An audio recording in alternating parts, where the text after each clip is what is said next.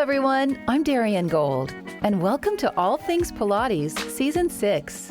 As we dig deeper into the life of a contrologist, this season's guest list shares what the Pilates methodology can offer to anyone who desires health and wellness. On this show, we'll explore, seek, and investigate what's possible when we incorporate Contrology into our lives. Ever feel like your body just needs a pair of experienced hands to massage your muscles and soften all that tight fascia you carry around? Allison Denney, a massage therapist, is here to share her thoughts about the importance of massage to help keep our muscles malleable and supple so we can keep practicing Contrology with confidence. Hello, Allison. Welcome to All Things Pilates. Hi, Darian. Thank you so much for having me. My pleasure. Allison, straight up, why is massage so valuable for us? That's a great question. I think the most common answer is an answer that I genuinely love, which is massage therapy is a lot like getting your oil changed in your car.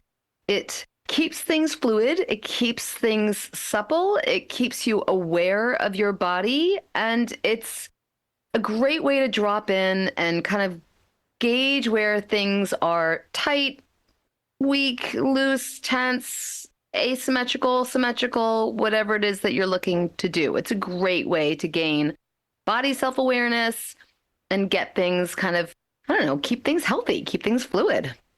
For those who don't get massages or don't really understand massages, when you say drop in, what does that mean exactly?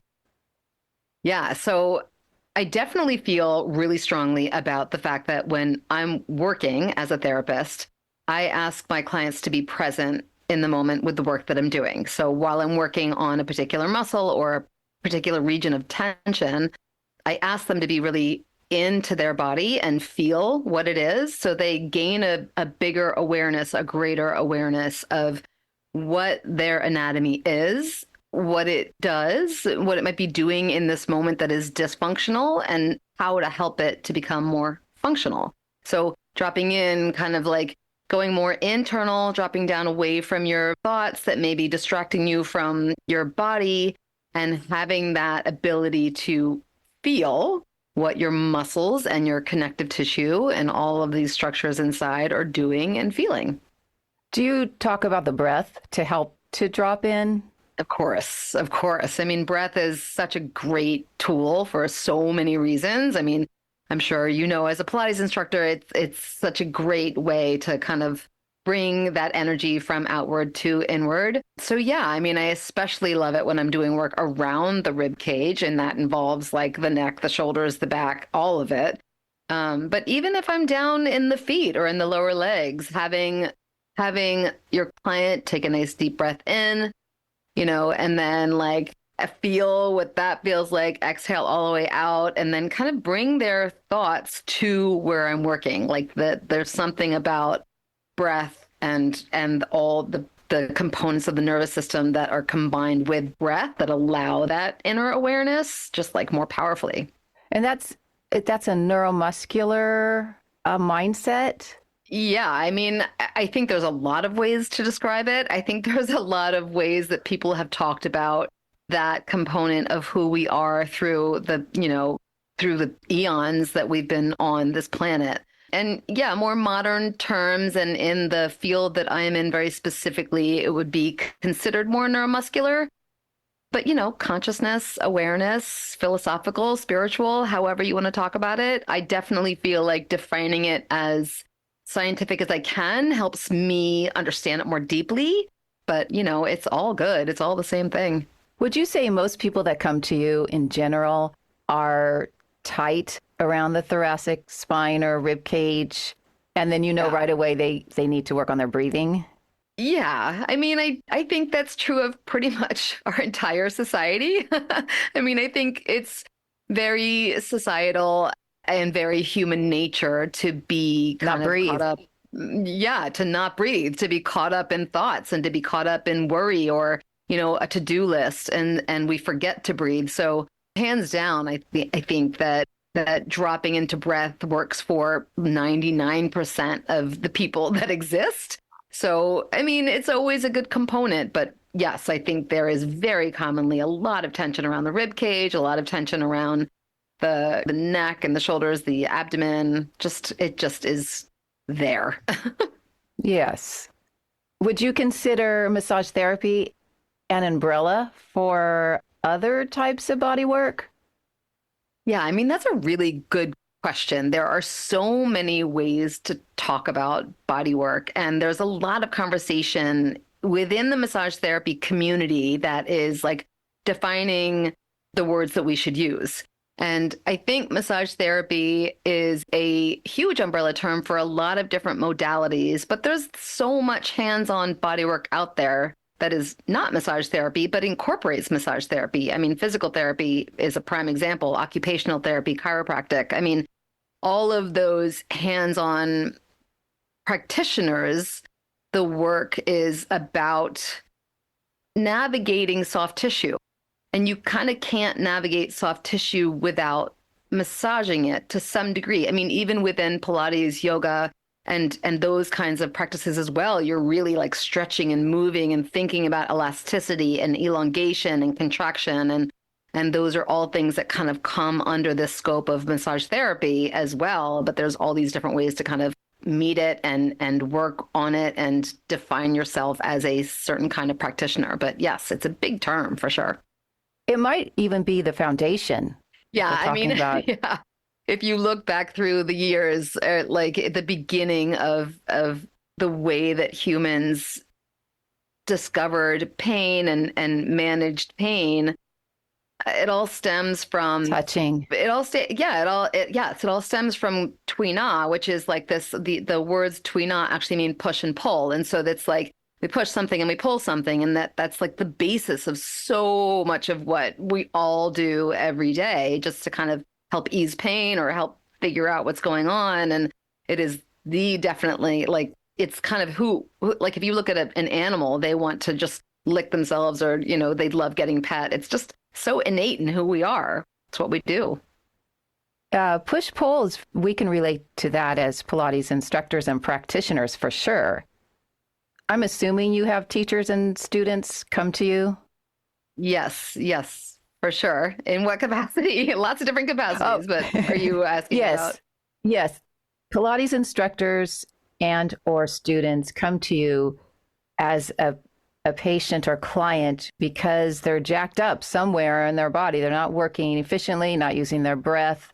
Yes. Yeah. Yes. It's clients in general. I mean, lots of students, lots of teachers, lots of, anybody who's looking for body work in general. When they come to me, it's definitely looking for specific, again, it's defining the different kind of methods, but rehabilitative, orthopedic, neuromuscular work. But it boils down to this push-pull. It boils down to this idea of knowing where the tension is, what that tension means, who this client is, if pushing and softening is a better technique, if pulling and creating depth is a better technique. I mean, I think it's all kind of like sitting in with the client in the moment, knowing who they are and knowing what their tissues need. That can take a long time. That can take multiple sessions to figure out who this person is and what's really going on. But we don't really know each other until we like hang out for a long time, any relationship. So it's kind of the same within the therapeutic realm. And it's not like Pilates teachers specifically present differently. Right. Well, yes. I mean, I actually love working with Pilates teachers. I love working with Pilates teachers and yoga instructors. Curious. Yeah. I mean, just they're really dropped in. Like that whole idea. It's almost like there's this whole first boundary that I don't have to work through. It's like I can just be. I mean, I have a client that I've been seeing for years, and she is a Pilates instructor, and we have so much fun when I have a session with her because we talk shop, basically. I mean, she's super dropped in. She's super aware. And when something is going on, she's like, I want to explore this and I want to know more and I want to understand it. And I want this knowledge for not only myself, but also for my clients. And we want to understand the physical human body on a level that is like really fun to be around other people who are like-minded. So working with this particular client, working with anybody who's a Pilates instructor, a yoga instructor, anything within this field, there's just this automatic like, oh yes, you know what I'm talking about. You know what a deep breath really is. Yeah. On the same page, do they ask you about insertion, origin, action? Sometimes, I mean, it's fun to talk about it. It's fun to talk about somebody who knows what those terms are. I mean, it's kind of And then do you facilitate, let's say, some kind of movement, and then you're explaining? Yes, exactly. Exactly. I mean, it's really common. I mean, there's a lot of muscles that most people really know, and a lot of little muscles that a lot of people don't know about. And working anywhere in the body, you're never isolating one muscle, ever, ever, ever. So there's a lot of fun with the conversations of working in a little region, like right, in the where the neck meets the shoulder, or where the scapula, anywhere around the scapula, basically. But it's really fun to kind of sink in somewhere and go, okay, I'm going to isolate the teres major. And now I'm going to isolate the teres minor. And these are very different actions, and you can feel them. They're like millimeters apart, but you can feel them, and you can feel how one might be triggering a pain response or how one might be more relieving. And then like once that one opens up, that isolated awareness in the body is like, you can all of a sudden, you don't just know a muscle from a book, you know it from what it feels like. And that's a whole different world. That's fabulous. Yes, it's the best. Well, what are your thoughts about those of us in the healing arts and financial security? Because obviously money is a factor. We have to pay our bills. How do you stay true to your craft and be okay going after financial security? There's nothing wrong with making a lot of money, especially if you do a lot of good with it. That is the $1 million question, and like pun intended. But it really is. I mean, I definitely think that the people who enter the field that we are in, as anybody who wants to help other people, we are givers. We want to give. And when we want to give, we have it inside of ourselves somewhere very deeply embedded that it's not good to receive. And we learn about receiving, and we can receive body work, and we can receive friendship and kindness, but receiving money feels somehow attached to a negative connotation.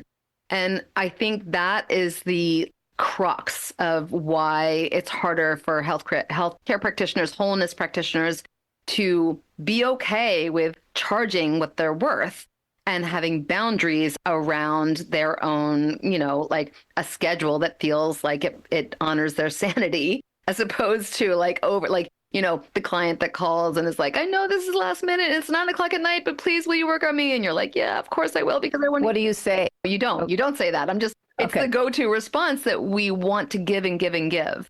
But when we do that, we break ourselves down. And so I think the relationship to money is less about, it's about defining what money is as a more positive thing in our lives. And I tend to look at money as energy. And if we look at money like it's energy, then when we have an exchange, it feels more fair and it feels more valuable, as opposed to wanting so much to help that you will overgive and deplete your own energy.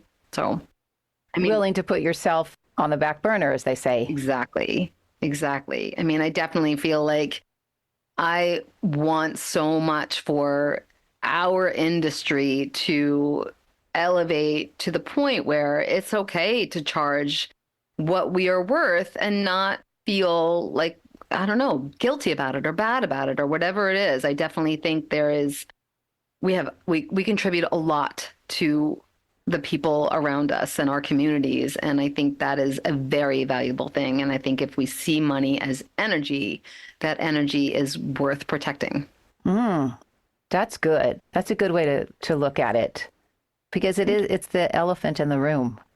Yeah, for sure. And it's kind of like, I think there's lots of like calling something into your existence and into your world is, I don't know, whether or not you believe it is up to you, but there are, if you don't believe that you're worth it somewhere deep, deep, deep, deep, deep down inside of you, then Nobody you're will. not going to be. Nobody will. And if you believe that you're worth it deep, deep, deep inside, that it will happen. You will believe it, and therefore you will dictate things that feel better and honor you, and it will come to fruition. Okay, that's beautiful. I hope everybody is taking that to heart. And then speaking of those who maybe haven't taken it to heart yet, and they don't have extra funds, I'm thinking about Pilates folks who can't necessarily afford a massage, or maybe they don't even have time. Do you have any tips that you could share for those folks? Yes. Yes. I mean, of course, self massage is like a beautiful, amazing thing. I actually do it every day. I think there's lots of things that we can do to help our bodies stay supple and fluid and healthy. And as you know, stretching is one of them. I am a huge fan of friction. It's a very simple technique that I use literally every day on myself, especially as I get older and I feel like my tissues are a little kind of getting stiffer. But, I can just take my hands, my palms on either side of my knee, and I can just create a lot of friction around my knee. And my knees quite literally feel better after a minute of friction. Hey, everyone. Want to level up your teaser? When I'm not interviewing or editing, I'm helping students just like you get to the next level. If you'd like to understand the Contrology technique, come learn from me, whether online or in person. Just know I'm here and happy to help. Now, back to the interview. And that's what is happening? Your knees have a lot more connective tissue as opposed to muscle tissue. Like the thighs are more muscle tissue with the quads and the hamstrings, but the knees and the ankles are a lot more connective tissue. There's a lot more tendons and ligaments and fascia and the joint capsule. And connective tissue gets stuck. And whether or not we can change fascia is a massive debate. And I don't necessarily even think that that's what is happening. I just know that friction creates heat. Heat creates a greater energy within the molecules. And when the molecules are moving faster, there's just more fluidity. You get a lot more, things get unstuck and things can slide easier. And so, stiff joints are commonly, there's a lot of things happening, but one of the things that's happening is all this connective tissue is starting to bind. And when we apply a little friction, it can just help ease that bound tissue and create some space for the muscles to be able to move a little bit better and keep our bodies healthy and fluid, which is the whole goal. And you can use the friction with, let's say, the thighs that you were saying. It just doesn't have to be in the joints. You can use the same technique. Definitely not. Yes. I mean, yes, absolutely 100%. Thighs, calves, shoulders, forearms. So hands neck. are flat and on each side of it. Well, you can do it with you can do it with flat knuckles too. You could just want to create like a broad surface and start to kind of move over the skin so it feels warm. But yes, broad hands are great because it's just a big tactile point of connection. It's just a matter of moving fast as opposed to sinking in. I mean, I'm a huge fan of sinking in as well. I'm a huge fan of trigger point therapy. I'm a huge fan of compression. I love all of it. But, I happen to be like in this mode of friction these days and I love it. So I do it with myself. Because it's helping you. It's helping you. It's helping. Yeah, it feels really good. I do it on my sacrum, on my low back a lot. There's a lot of connective tissue there as well. How would you do that? Do you stand? Are you on your back? I reach around to my back and I just kind of create a little friction. I don't know. Yeah. Would it be the same if you had a heating pad, or it's the movement? It's not the same. Yeah. I mean, the heating pad is wonderful, but it's not the same. I mean, I just believe in human touch ultimately. And I think the friction and the self-care becomes, I don't know, the body can feel it. Body can feel it. Now, I discovered you on YouTube. Aren't we lucky to have YouTube? We are so lucky to have YouTube. How long have you been on YouTube? I just celebrated 8 years on YouTube. And the name of your channel is? Rebel Massage. And how did that name come to be? Are you? Yes, yes. I mean, quite literally, feel like I've had a rebellious streak in me since the day I was born, but not rebellious in like, I want to overthrow the government, like rebellious in the idea of I wanted to figure out me and I didn't want to live under anybody else's shadow. I don't want to be somebody else. I want to be me. And I think if you look up the definition of rebel under Urban Dictionary, which is, you know, like kind of a little bit more modern and a little different take on definitions, it's about defining your own voice. And so for me, I wanted something that felt, I just wanted to put out there content that felt like it was something that I would watch. And so I kind of thought, you know, if I want to watch it, there's probably somebody else out there that also wants to watch it. And if that works, great. If not, oh well, I tried. But I tried it and it worked and it's growing and it's, you know, been a great. Well, did you just jump in? Yep, or did you have a full-on plan? I just dove in, like literally shooting from the hip. I mean, so quite literally, or what happened was I was teaching at the time and I had students. This is like the beginning of smartphones, and I had students who were filming my demos in class. And a few of them said to me, you know, if you film your own techniques and upload them to YouTube, we would watch them. And I was like, that would be a great way for them to study and like practice at home, and they wouldn't have to worry about holding a phone while I'm demoing in class. And so I did that, and it just kind of started to grow. And then I started to kind of figure out different things about what I wanted to do differently and better and improving. And then it just grew and grew. And then I was like, you know, I actually think I have a product in my head that I could develop. And then that happened. And then it just has snowballed. It's been amazing.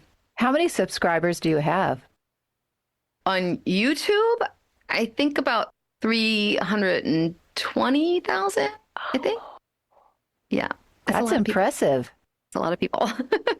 Now, I'm sure that your followers, some of them leave comments. Yes. Any comment that made you go, huh, I don't think I know the answer to that? Yeah. I mean, there's a lot of those. There's a lot of comments that, I mean, I have to say that most of the comments are unbelievably kind and beautiful, and I feel so grateful for that. You have the other kind also? Yeah. Every once in a while. But I mean, you know, I also know that, I don't know, when somebody hurt people. So when somebody wants to hurt me or anybody else, it's more about them. So it's all good. But I definitely get some comments that I can't answer in a message. I get a lot of comments that are kind of like, well, what would you do if you know, had this particular very specific injury on this particular very specific person, and you had like, there was, you know, there's all these things, and I'm kind of like, I have to be Hire that me. Therapist. Yeah. I mean, that's too much to answer in a message. That's a great recording that you could do. What would you do in this situation? Have you ever done that? Well, there's actually a woman who, it's a little bit different. On what would you do? Well, it's called, her name is Ruth Werner, and she has a podcast called I Have a Client Who, and she's a pathology. She like knows everything about pathologies. So her focus is quite literally like, I have a client who has this very specific pathology. But yeah, I mean, I think having kind of like different dysfunctions show up and having that be a cool topic of conversation over a series of videos would be an awesome idea. Thank you. Yeah, of course. And you have products that you sell. I do. Tell us about that. I will happily. Thank you. So like I mentioned earlier, I was starting to create these videos, and I was working, and I wasn't liking what I was using in the videos. And I was getting people asking me on the videos, like, what products do you use? What do you recommend? And I was like, nothing that I have. And then I really knew what I wanted, and I created a product that allows you to grip the tissues under the skin. So it's basically a body butter, but there's a couple different formulations that I make, but they're basically a body butter that slows down your work and allows you to really grip the tissues under the skin. So what I was finding was that lotion absorbed into the skin too fast, and oil was really slick and I couldn't like grip. If I wanted to grab a muscle and do something with it, I couldn't grab it. And so I created this product that I fell in love with. And then I kind of was like, well, if I love it, kind of like the videos, maybe somebody else will like it. And But wait a second. Wait a second. Yeah. So when you say you created this product, did you have to go to a company that had the different ingredients, or you just...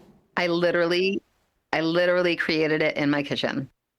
So I just bought, looked up a lot of different recipes. I played around with them for about a year, and I just kind of like kept adding this and using them on your clients. Using them on my clients and kind of feeling it out. And I just was all of a sudden kind of like the more I got to a product that I wanted, the more I was like, I really love this and I would never use anything else. And so I introduced it to the public, and then it's kind of exploded. What's the name? It's Rebel Massage Deep Tissue Body Butter. And so I have a bunch of different products. All the products that I have started in your kitchen. Started in my kitchen, and they all have different names that are geared towards, like, for instance, one of my butters is called Sore Loser, and it has the ingredients in there, the essential oils and the plant extracts that are in there are geared towards sore muscles. And then I have one called Inflammation Highway, and all of the oils and extracts are geared towards inflammation. And then I have one that's Game of Bones, and that's geared towards joint health and arthritis. And then one that's called Ruth Butter Ginsburg, and that's geared towards women's issues. So, how many products do you have? I have 12 scents that come in 2 different formulations. All 12 of them come in 2 different formulations. One has a little more grip and one has a little more glide. And then I have like 3 seasonal butters. So, and then I also have a pain salve. Oh, say more about that. It's like a Tiger Balm kind of, again, formulated in my kitchen. And my version of a pain salve just it's really like, I literally have it's called the panic button. Oh, that's great. You hit it when there's a panic. But I literally have a tin of panic button kind of in every room of my house. I carry one in my purse. Like, I'm always kind of like, my thumb hurts or my neck hurts, and I use it on myself all the time. Are you offering these products that nobody else is? The body butter is for sure very unique. There's not a lot of that out there for the massage and body work field. The pain salve is more, there's a lot of different pain salves out there. I just like mine. So, and I think that I feel like there's a lot of people who trust my products because I formulated my products to be preservative free and chemical free, and they're, animal test cruelty free. Like, they are. No one got into your kitchen with you? Yeah, I mean, it's just kind of like a very trustworthy product. They're very simple, very organic, very basic, and don't cause... And you only sell on your channel? I only sell them on my website, yep. Uh-huh. And your website is rebelmassage.com. That's fabulous. I have to ask you. Thank you. Someone listening, I'm sure, thinking, God, I want to have my own YouTube channel. How do I even go about it? Do you have any advice as to... I know you just jumped in. Do you just jump in? Yeah, I mean, you do. Because I think it's a lot like having a kid. If you think about it too much, you'll never have one. Or getting married or buying a house or whatever. I mean, there's just big not totally. I can't really say that across the board. You do have to think about stuff. But I think that we tend to overthink things. And when we overthink things, we get very anxious about it and nervous about it. And then we don't kind of follow through. So I'm speaking to that part of myself and that population. I feel like there's a lot of people who will have a lot more reasons to not do something than to do something. But I do think that if you are like a go-getter and you want to start a YouTube channel, I think, make sure you have a really good camera. Make sure you have a computer that you can do a lot, that has a lot of capacity in it. Make sure you get a good editing software system. Make sure you have a good microphone. I really think about your shots. Like, if you think about, I wasn't always good at this, but There are, lots of moments that I will go back and look at a feed and I'll be like, oh, there's my cat in the corner of the video, or I, had a blanket out of place or something. So, what would be the initial investment, do you think, with all those products you just cited? well, if you have none of those, I mean, a computer is going to be a couple $1,000s. A camera, you can get a good one for about $500. A microphone, you can get a good one for about $100. I mean, give or take, depending on your quality. Editing software, you can use, if you get a Mac that comes with editing software that's very basic and easy to use. If you want to up that, that becomes like, I don't know, it's like $30 a month, depending on what you want to use. So, it's a good investment, but it's small in the big picture. Like in terms of investments, it's a smaller investment. And then the ROI, what does that stand for again? The return on investment is massive because for me, what being on YouTube has given me has come back like a millionfold. I mean, again, going back to the conversation about money, but not just in terms of money, like it's been amazing for me in my business, but also just community and outreach and being able to have a platform and being able to talk to people all over the country who do what we do. I mean, the fact that I'm sitting here talking to you never would have happened if I didn't do this. And this is so fun for me. Yes. What would your advice be? Well, speaking about teachers and making time for themselves, what would your advice be? They give so much at the end of the day, they have nothing left for themselves. Do they pick up some body butter and go to town?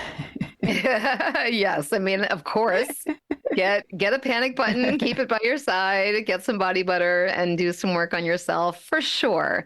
But also don't overextend. I mean, I know that's really a lot easier to say than it is to do, but I was there. I mean, I full on did that. Just to give you a little more insight and a little more vulnerability, I was a single mom of 2 kids, and I was struggling as a private practice massage therapist. I was teaching on the side. I was making videos on the side. I was, trying to create this product. I was overextending myself. And I think you can do that if you've got a goal, but if you're doing that, then keep your eye on the goal and let that be your motivation and let that fill your soul and let that fill your body. But the second you are burnt and you hate what you're doing, then it's not worth it anymore.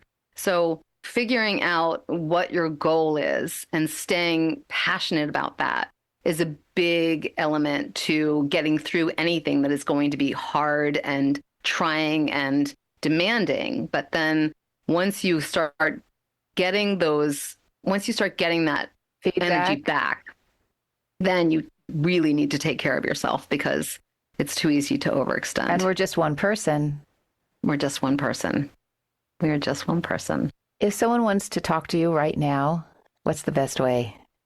Send me send me an email on my website. Go to my website and go to the contact page and just drop me an email. I respond to every single email I get. So all 300,000 plus. Yep. I try. I do my best. Every once in a while I miss one and I feel so bad. But so it's rebelmassage.com. Excellent. Thank you so much, Allison, for your time today. I think you've probably inspired a lot of people out there. Oh, I hope so. I continue to be inspired. So I feel lucky when I can be out there in the world and hopefully touch somebody's life. But thank you so much for having me on here today. Yes. And just keep doing what you're doing. Will do. All Things Pilates is produced, written, edited, and hosted by me, Darian Gold. Mastered audio mix, Fabian Romero. Original music, a.k.a. Johnny. And we'd love for you to leave us a review on Apple Podcast or Spotify. That way you let all of us know what you like about All Things Pilates. Also, if you're interested in helping to support this podcast, become a subscriber. It helps to cover all the back-end costs that accrue when producing a show. To learn more about how you can be part of our growing community, check out our show notes. When you reach for the stars, you are reaching for the farthest thing out there. When you reach deep into yourself, it is the same thing, but in the opposite direction. If you reach in both directions, you will have spanned the universe. Vera Nazarian.